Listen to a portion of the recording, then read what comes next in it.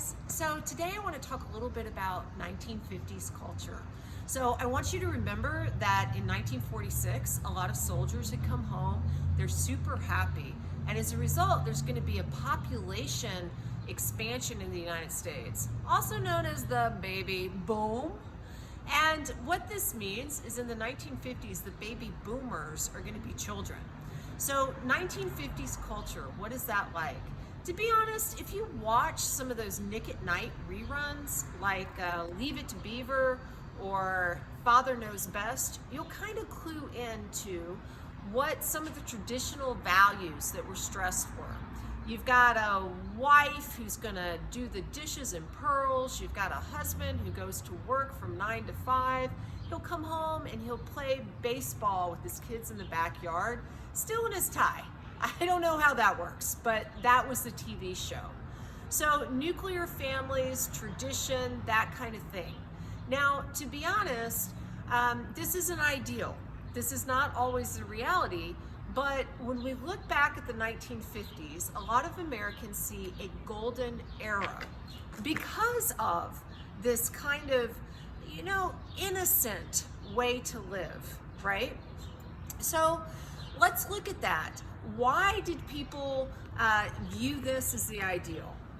You had an expanding economy in the 1950s. If you were a blue-collar worker or a white-collar worker, you tended to make more money. So your real material wealth grew. And as a result of that, baby boomers are going to be some of the most pampered children who have ever lived. They had parents who looked after them.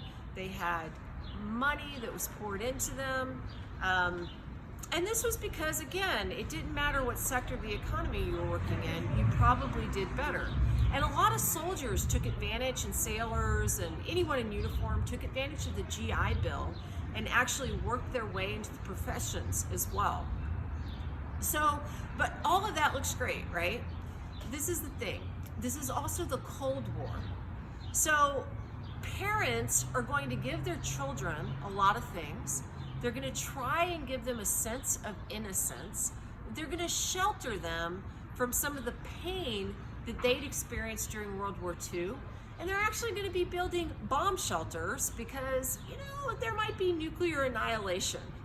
So there's that, a dark undercurrent, as well as the fact that not every American in the United States could actually achieve the American dream, which was to buy a house in suburbia, to have your 2 cars in the garage and chicken in every pot per Herbert Hoover's vision. And that's because of Jim Crow. But I'll talk about that in a different video. The civil rights movement does begin, as you know, in the 1950s, 1954 with Brown v. Board of Education. There are also going to be people who would maybe fit into suburbia but not quite find a fit.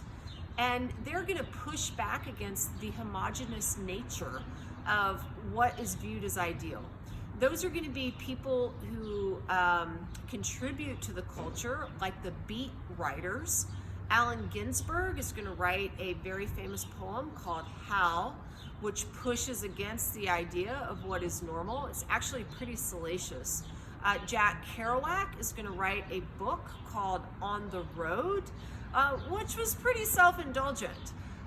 But he was a beat writer, which is a poet of sorts, pushing against the constraints of 1950s society. The beats turn into the hipsters who turn into the hippies. And the hippies are really baby boomers.